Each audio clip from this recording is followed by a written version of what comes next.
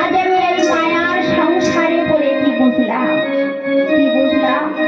যে এই মায়ার সংসারে যখন আজ আমরা এসে যার জন্য এসেছি এই মায়ার সংসারে তার সাধন ভজন আর কি করতে পারি না।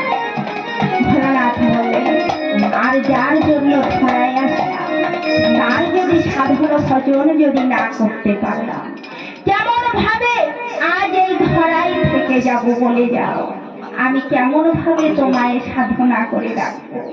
তবে আজ আমার কর্মফল পিতা মাতার জন্য, সে গোবিন্দের জন্য যখন এই ধরায় এসেছি, আমি ভোলানাথকে কি বলবো, যদি আমার সেই অন্তিম কালে যদি আমার কৃপা করে আর আমি এই ধরায় তোমার কাছে কিছু চাই না, সেই মায়ার সংসার আমি ত্যাগ করে চলে যাব।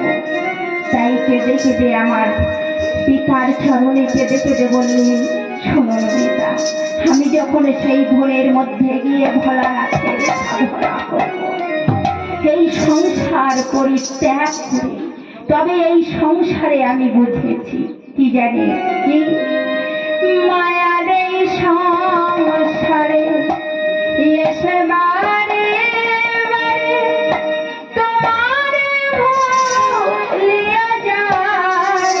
ও দয়াল বলো কিসে তোমায় পাই, মায়ার এই সংসারে এসে বারে বারে তোমার ভুলিয়া যায়। ও দয়াল বলো কিসে তোমার মায়ার এই সংসারে এসে বারে বারে, মায়ার এই সংসারে এসে বারে বারে ভুলিয়া যায়। দয়াল বলো কিসে তোমার পাই, দয়াল বলো কিসে তোমার পাই।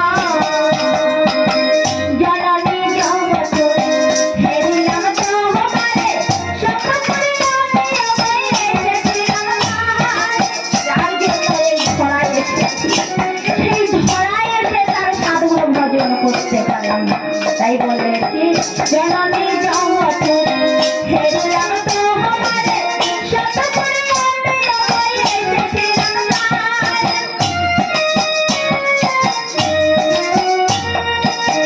জননী জগত হেরিলাম তোমারে, সব করে আমি এসেছিলাম। ওই